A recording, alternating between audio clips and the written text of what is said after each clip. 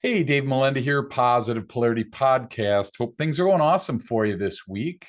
I had to do a big swim all the way from the US. I had to go swim all the way to Australia this week. So I'm kind of out of breath, but I'm super excited to be hanging out with somebody that's going to help us with this tough question this week because, every business owner and every team, they get to a point in their journey where they get stuck, whether it's as a company, whether it's you as an individual, and what do you do when you get stuck? And I know for myself, I have to say, I just try and work harder and I try and dig deeper and I have all these blind spots and people are telling me, hey, stop doing this. And I'm like, I got this. I know what I'm doing. Right.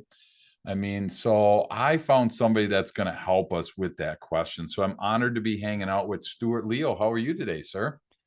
I'm doing great. Coffee number three, and no, Dave, it's awesome to be with you on the podcast. Awesome. Well, you are a podcast host yourself for Leadership Torque, Mhm. and you are founder and CEO of Waymaker.io. So tell the world right now what's going on at Waymaker.io. Waymaker. Waymaker is the place where you can build a strategic command center for your business. Think of it as the place you go and work on your business, Okay. so that you're not stuck in it. Sure. And Okay. we when we look out there in the world of software and tools, there's just so much stuff for Sure. working in your business, productivity and everything, but actually very, very few tools to work on your business. And that Okay. was our goal with Waymaker, because our goal with Waymaker is to help emerging business leaders, that growing business leader, the founder, the CEO, move from what we call reactive chaos to strategic agility, to make that leap from kind of having their fingers in every pie Okay. to building a leadership team and breaking through to the next barrier of growth. I hope that kind of makes sense. Yeah, no, it does. And I think that I want to encourage the listener because I know for myself, when I'm listening to podcasts and I hear that word software, my eyes glaze over. If I'm That's right. driving, I might hit somebody because I'm just like, oh my gosh, I'm in a trance because I'm like so intimidated by that word. So, I want to start out by saying that there's a lot more to it than software. So, just hang That's with us true. for a while, right?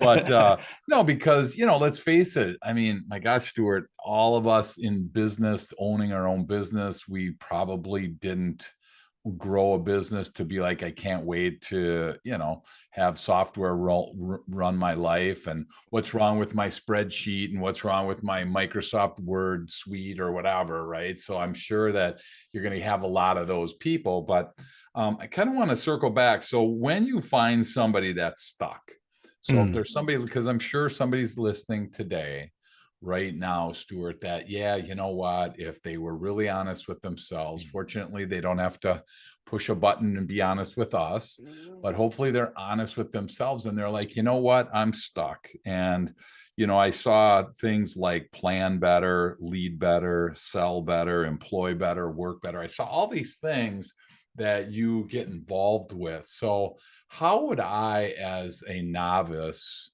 talk with you about the fact that I'm stuck? And what would your suggestion be to me if I was stuck? Where do you tend to start? yeah, that's a great question. Let's talk about being stuck, and then we'll talk about how to get unstuck. Sure. Perfect. We have this idea of stuckness at Waymaker, and there's three types of stuckness. And so I'll talk about those. And if you're listening, you may well fit within one or two. And if you fit in all three, then yeah, it might be time to get a coffee, stop, and just reevaluate your day, because there's some work to do. No. I jest, but um, there's really three types of stuck. And I'll go from the big to the less so Sure. big. But Sure. the big one, the most stuck, is when you've been you've founded a business, you've been running a business, you've actually been somewhat successful. There could be $1 or $2 or $3 or $4 million coming through the door. You've built a team, but things aren't going exactly how you thought they would be going at this point in the journey. For Sure. example, your employees duck off early and go and see their sons or daughters play their soccer match. Your employees go home on time at night. Your employees have a weekend. Your employees get to take holidays and relax, and somehow you're stuck in the business. Everything is kind of resting with you, and you're trapped.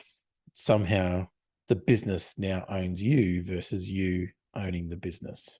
And that is a far more common scenario than what you might imagine. And I'm sure we've all, as business owners, felt that at times. So stuckness number one is very much I'm trapped in the business. The business owns me. I don't own the business.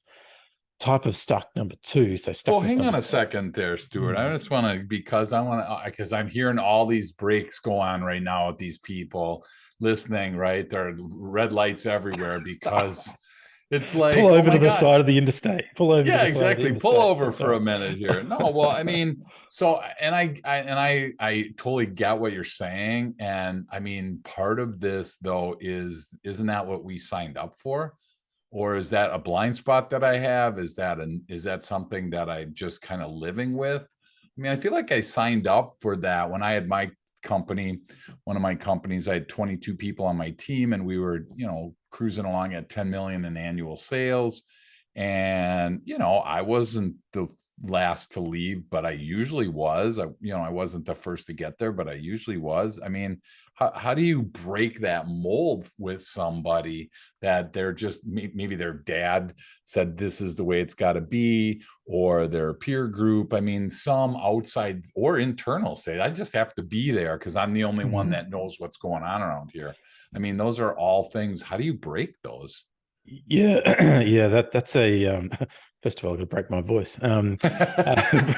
Whoops. Puberty's hit me this morning. There you go. The very first thing to break there is actually a mindset. That's a problem with your thinking. And okay.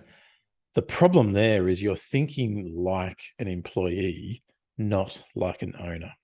Gotcha. And one of the first things that I've experienced when dealing with business owners, and by the way, guilty as charged, Sure. is when people ask you, okay, what are the most important metrics? What are you tracking most in the business?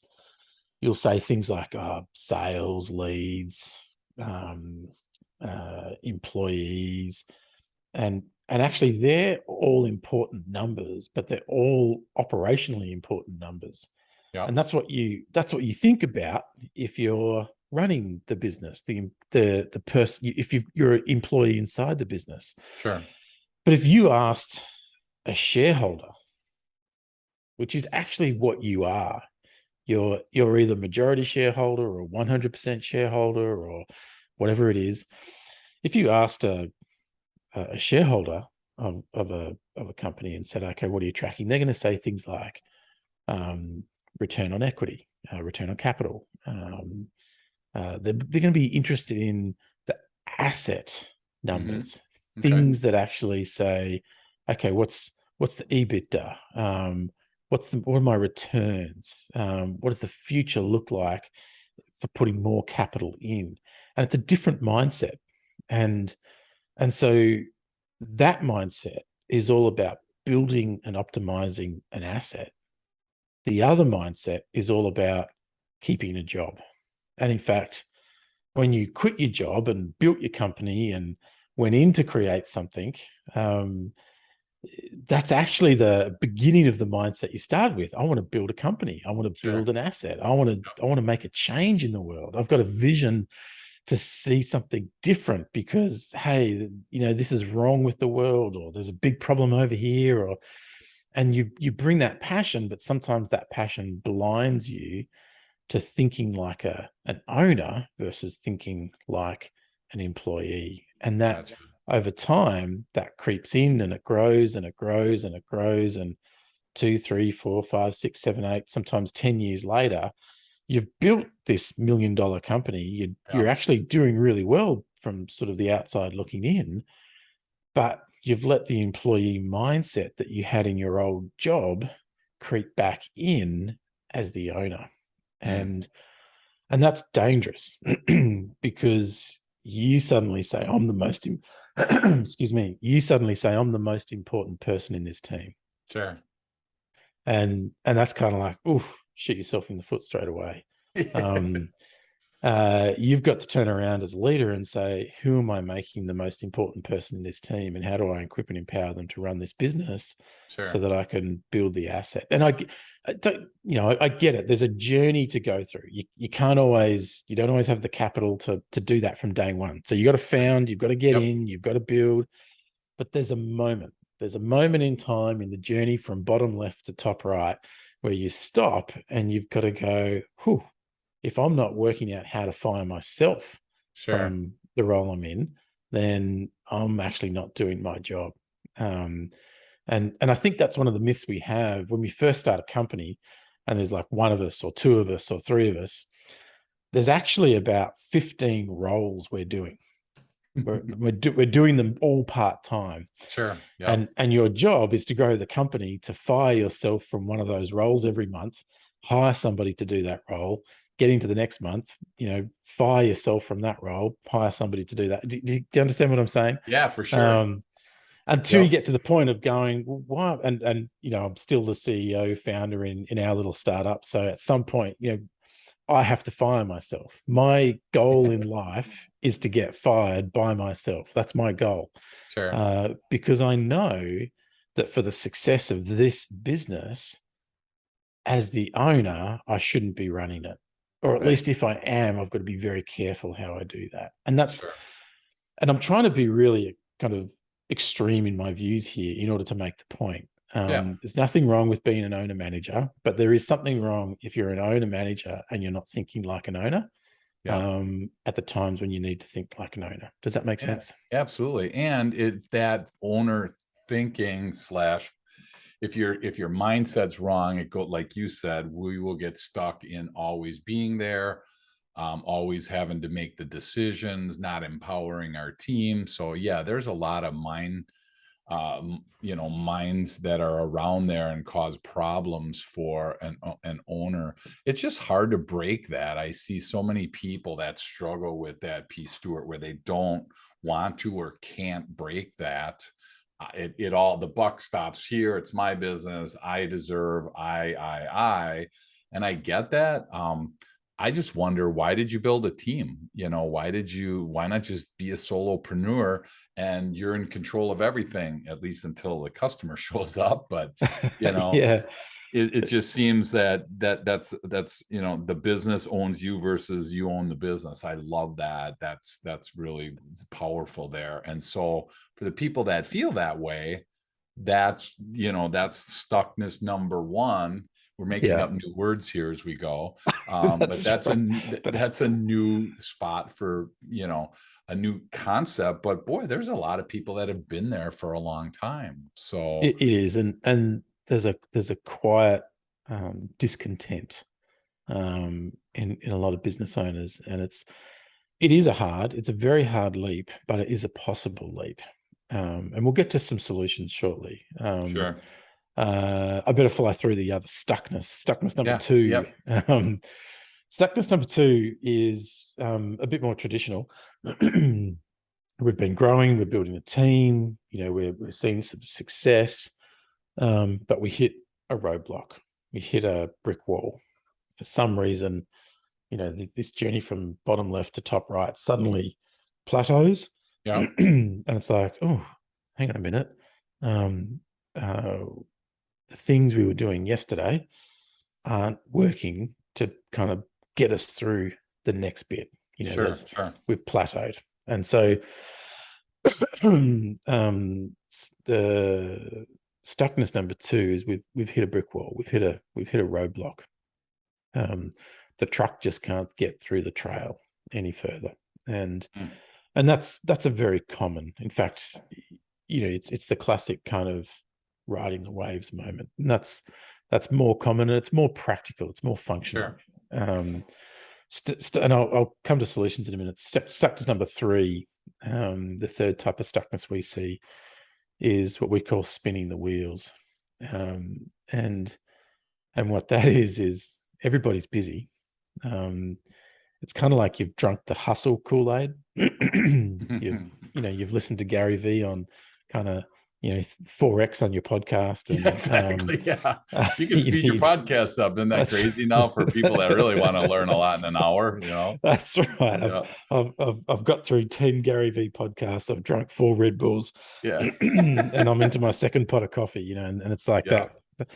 And that hustle culture, just hustle, it just means you're super busy, but actually you're not effective. And so you spin wheels. You look across your team, 2, 3, 4, 5, 10 people.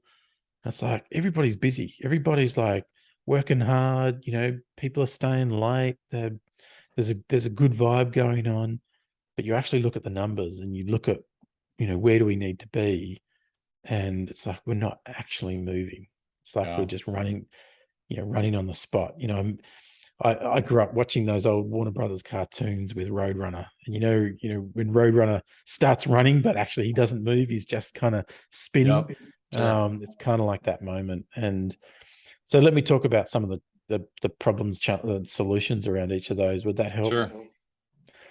The spinning wheels one is actually relatively easy to fix. It means that if you've got 5 people in the business, you're probably working in 10 different directions. You're just not focused. So some simple things like, actually, you know what? Let's direct our energy to this one goal or this one area, and let's just focus. And so to stop spinning wheels, it's generally a lack of focus. We haven't agreed what's important to us.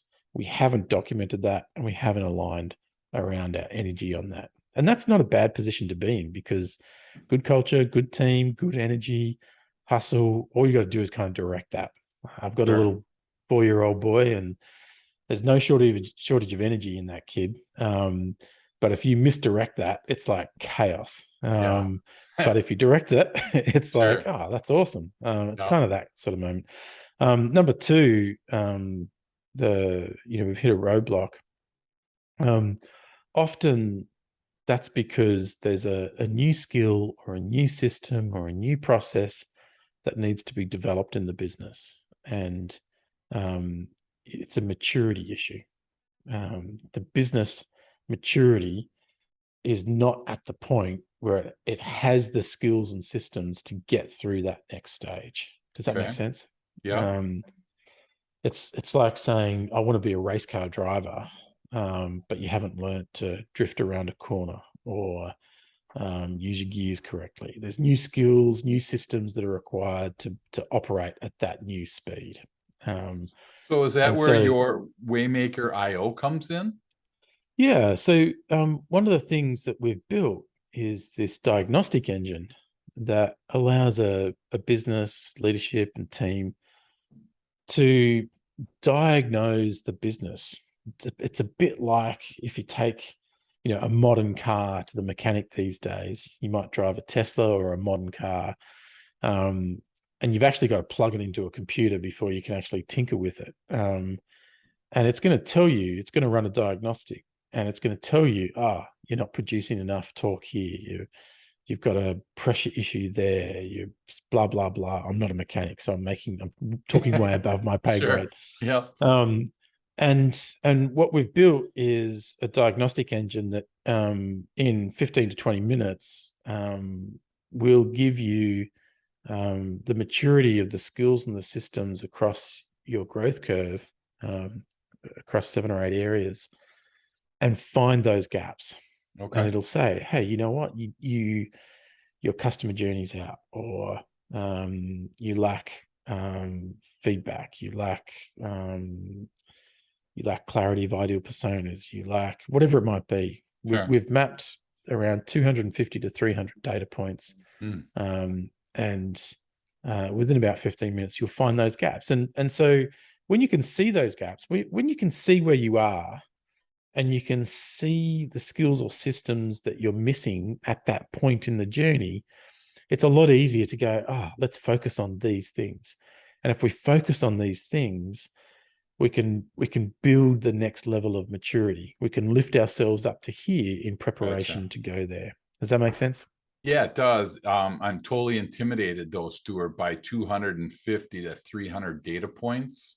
That's So right. talk me off the ledge on there quick. Yeah. Okay. All right. Well, when you're working through it, a data point might take about a half a second to process. Gotcha. Okay. So, we're not talking about too much complexity here. Okay. So good. Thanks. I was nervous on that one. I was like, man, if I got to because I think, I have to inject here at this point, as a entrepreneur, business owner, my whole life, my strengths are not data points. My strengths are not doing, for me personally, maybe other people are built different. That's totally fine. I'm just not built in a way where, we're going to be able to go through a lot of this information without me starting to lose interest. And it's not because it's boring. It's because I'm built to just do. Let's go do, what, Stuart, let's go do something, and I mean, the old adage when I was a kid, is like, don't just stand there, do something. That's what my parents said, right? Whether you were your first job at 15 years old, you're like, don't just stand there, do something, right? Yeah. Look busy, whatever.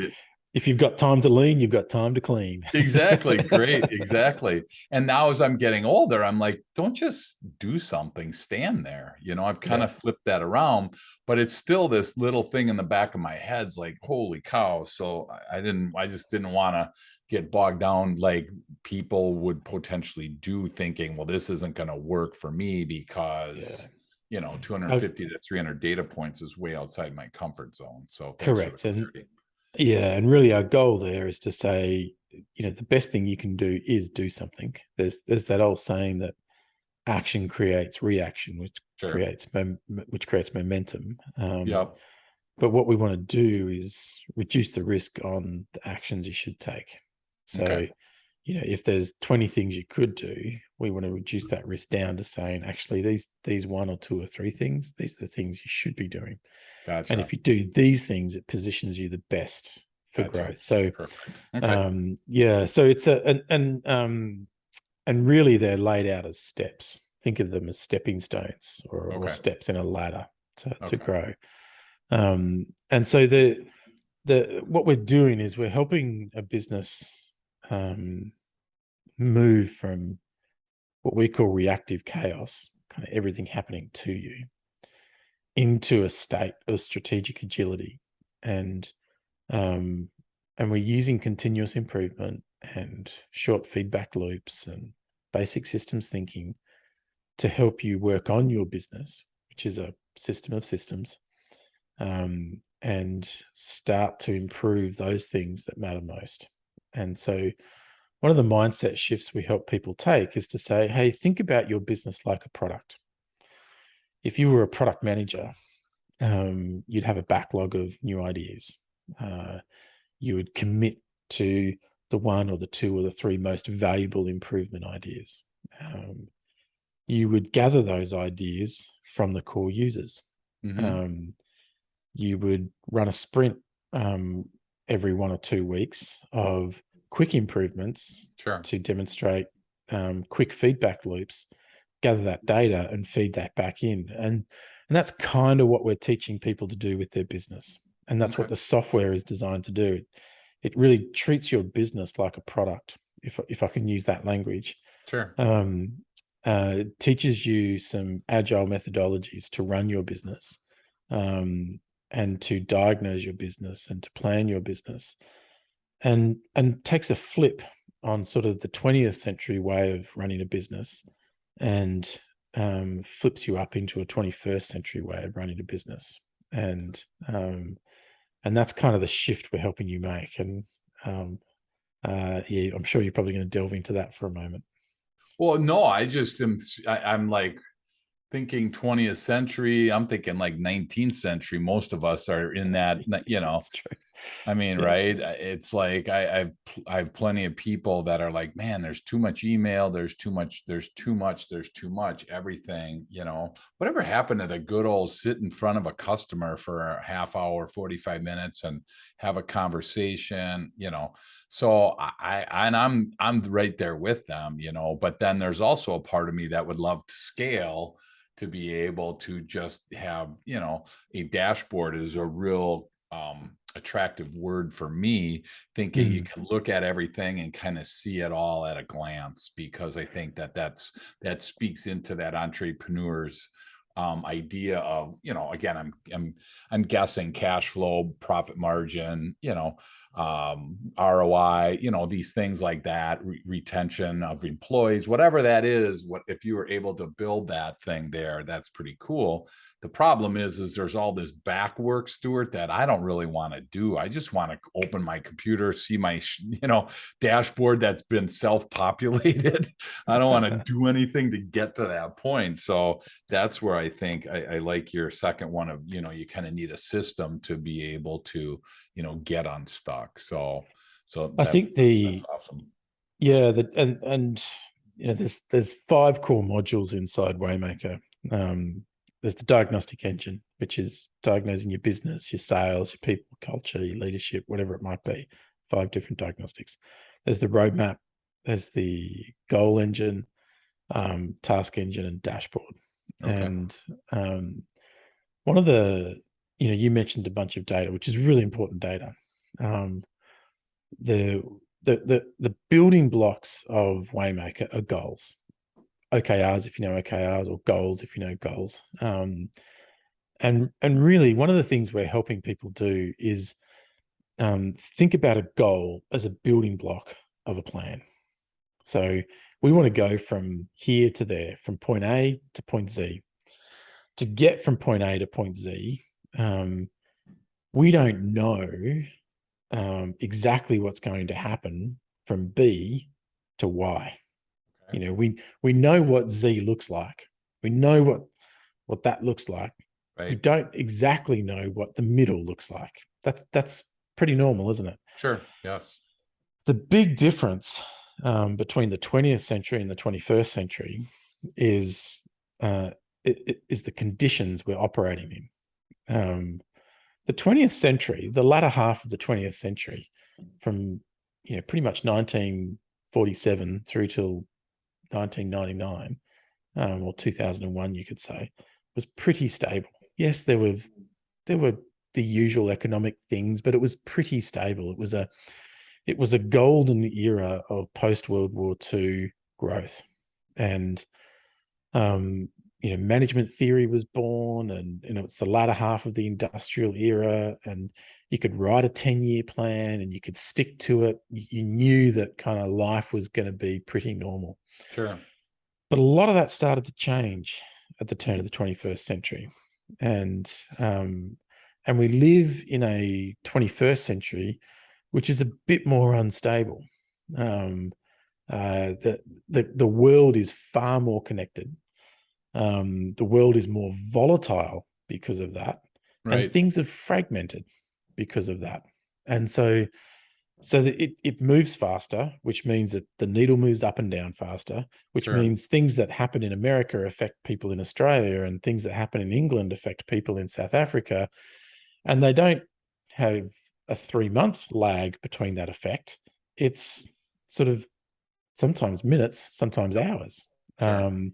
That's a very, very different world to play in. Planes can crash into towers in New York, and Australia can shut down. Right. That's a different world we live in, just to Right, use for that sure. example. And so there's different ways of thinking. And so one of the way I like to describe that is, in the 20th century, we used to hold loosely where we were going and tightly the plan to get there. And it's like, don't deviate from the budget, don't deviate from the plan. Right. write your 5-year business plan and stick to it. That's what all the management theorists would tell us. But in the 21st century, it's the opposite.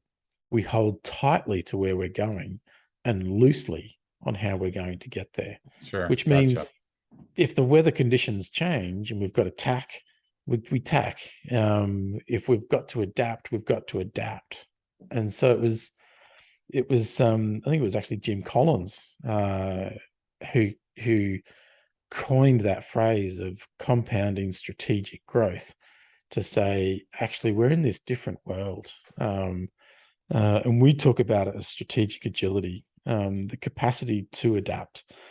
And so if you need to adapt, if you need to change tack quickly, you've got to be able to do that with a reasonably large team. And I'm talking 15, 20, 30, 40, 50, maybe 100 people. Sure. Without kind of stopping for 3 weeks and getting everybody on the same page. You've got to do that you've actually kind of do that while you're moving. So how do you do that? And that's a different skill set. Does that make sense? Yeah, no, it does. And I think you bring up a great point that we do a lot of work with DISC personality profiles, and people move at different speeds based on their personality. So just a word of caution or encouragement, whatever, to people listening is, if you do have a team, it's highly likely that you have different personalities other than yourself. Now, me, I'm a high D, so I'm just like results driven. So I'm like, hey, let's go, let's do this, let's get it done.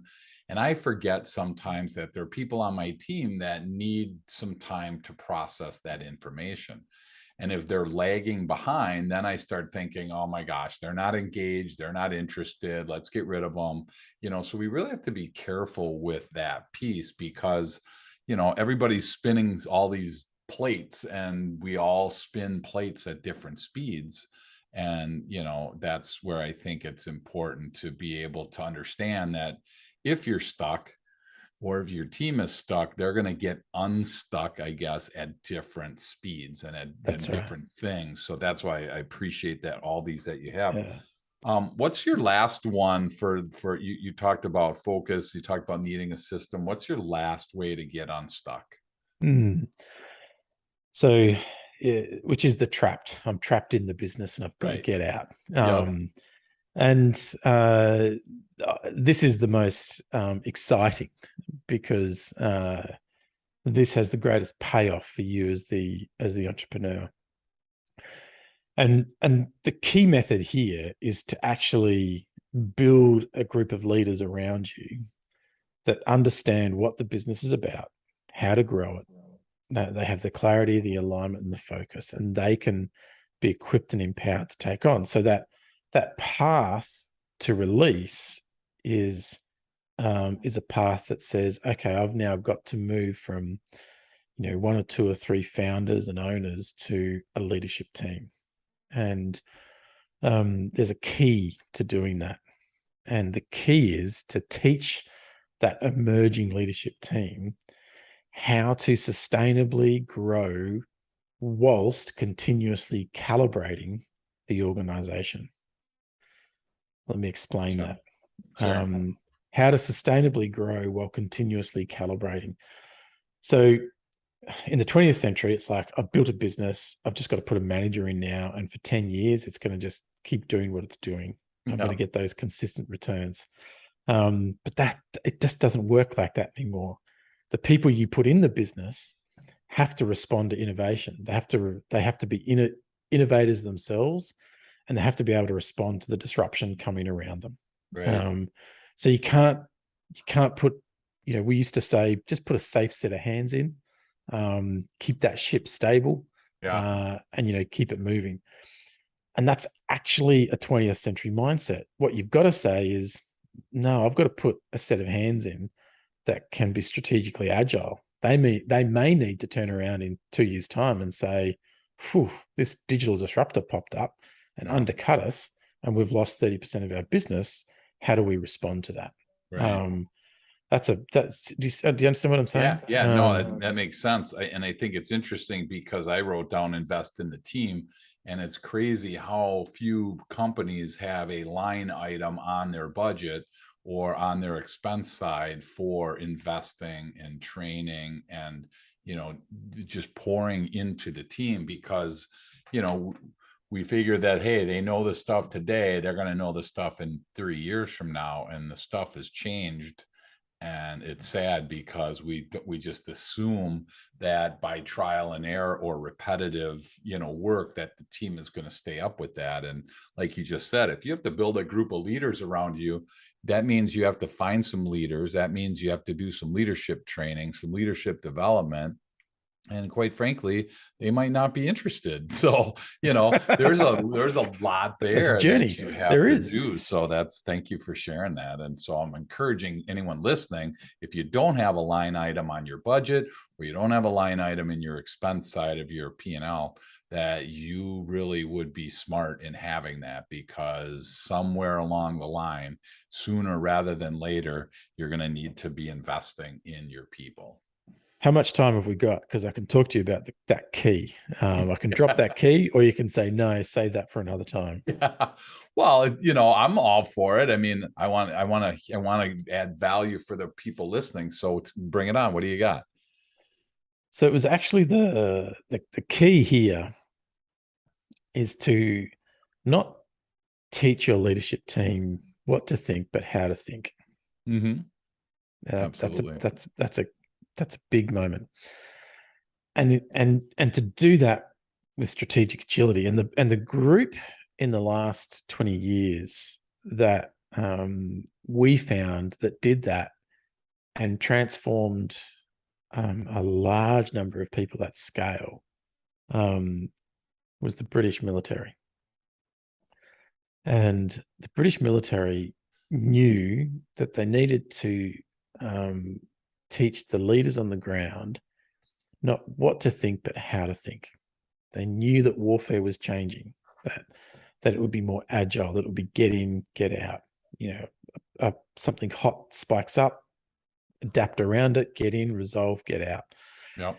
And to do that at scale, you've got to decentralize. You've got to empower people on the ground to work out how to identify the highest value course of action to reach an objective without having to have it from top down. It's got to come from bottom up. And so it was in the late 80s, early 90s that they started playing with this problem. How do we do this across military forces at scale? And what they developed was really a Socratic method of battle planning, a question and answer method of battle planning.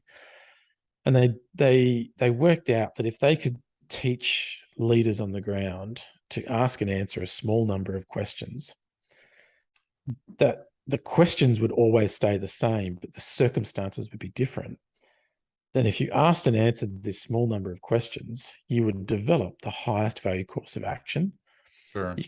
You could have that approved and supported, and teams could go and execute. So if you're a company of men and this is happening in your area, awesome. Ask and answer this small number of questions, boom, go do. And they reinvented how they did battle planning. And it was incredibly successful. It was called the 7 questions. And it turned a big, stuffy, formal, traditional fighting force into an adaptive, agile, decentralized, highly effective leadership fighting force. And when we were reading about that and understanding that, the question was, well, how do you take that and give that to a business? What could that look like? And so we kind of developed the equivalent for the business world. We said, if you ask and answer these questions, you will develop the highest value course of action for your business. Just teach that leadership team how to ask and answer these questions. And these questions are going to continuously calibrate you back around who you are. Sure. But identify how to adapt in the moment. Wow. And it took about 8 years to write 7 questions, which sounds stupid, but it's true. Right? Yeah. Wow. And that's really what you could think about as the top of the data points across those 200 to 300 data points. Sure. So Wow. around those 7 questions sit, data points. You don't need to have those data points, but if you do run the diagnostic, those data points lock back into the questions. Because Gotcha. kind of like if you're a commander out on the battlefield and you're hunkered down behind some Humvees in the desert, if you're asking and answering those questions on the battlefield, you've got some data in your hands, and that data is helping you answer those questions more effectively. Hmm. And that's really what Waymaker's doing. It's Sure. lifting up the data so that when you come together as a leadership team, you can ask and answer those strategic questions, and you can go, okay, for the next 12 to 24 weeks, this is what matters. Sure. And we can do that in such a way that we're not sacrificing who we are. In fact, what was the phrase I used before? We're learning how to sustainably grow whilst continuously calibrating around who we are and what we do. And that's really the key. And those 7 questions are the backbone of releasing somebody who's trapped in the business to Sure. get out. Because if you Gotcha. can teach 2, 3, 4, 5 people in your leadership to ask and answer those questions, Yeah. you know that you've taught them how to fish. And now they can continue to fish and Sure. teach the next generation how to fish. Does that make sense? Yeah, no, it does. And I wrote down these companies that unfortunately they didn't adhere to what you were just saying. Blockbuster, Sears, Radio Shack, Kodak, these giant companies that just realized too late that they needed to be nimble. And so, if you're stuck in last century's thinking, that's up to you, I guess. We're just here to try and give you some up to the minute type of ideas on how to combat that, because Yes. those are the worst words that I ever see around town. Is, well, you know what, Stuart, that's just how we do it around here. Those are just kiss of death when, Kodak and Blockbuster specifically had options to, Kodak specifically, one of the guys comes in the 70s into the boardroom. He's like, you guys, I just created this way to take an instant picture. And rather than everybody in the room going, this is fantastic, they're like, dude, don't tell anybody. This isn't going to help us. This isn't going to be a positive. And Yeah. then obviously the technology went somewhere else, and so did Kodak. So, Yeah. we have that choice. So I appreciate all of this, how to get unstuck. And, it really kind of comes down to this. If you're listening and you feel stuck, there are ways out of it, rather than, like I said at the beginning of the show, rather than just work harder, rather than just dig deeper, whatever you typically do, if it's not what we've been talking about, we want to encourage you to be able to at least realize there's another way out of this. That's And it. so, That's it. There is yeah, always so another way, hence the Waymaker. absolutely.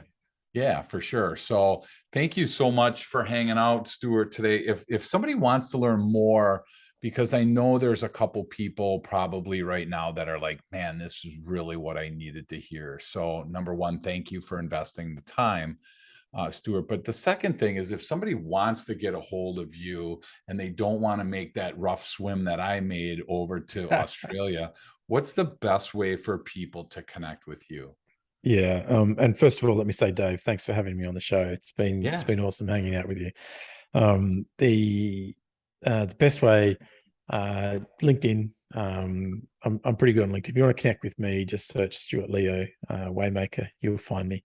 If you want to jump in onto Waymaker, we offer a free trial, so you can jump in and get started. We also have quite a substantive academy with content and Awesome. toolkits and playbooks and frameworks and stuff that Okay. you can go, man, I'm stuck on sales. Awesome. Go jump into some of the content. So you can discover your way through this, jump on free trial, get going, reach out to me. You can book a demo and talk with our team on the site. So waymaker.io is the address. We're excited to work with you, support you. And we believe that, very passionately, that business owners, business leaders, particularly family businesses, they're the backbone of society. And that if you can learn how to do that better, it creates generational wealth, it creates awesome returns back into your community. And there's not too many other better ways of improving your life and the life of those around you than building a better business. Yeah, that's fantastic. Well said. And the cool part about working with somebody from Australia is they're already a day ahead of us. So they already know what's going to happen before we know.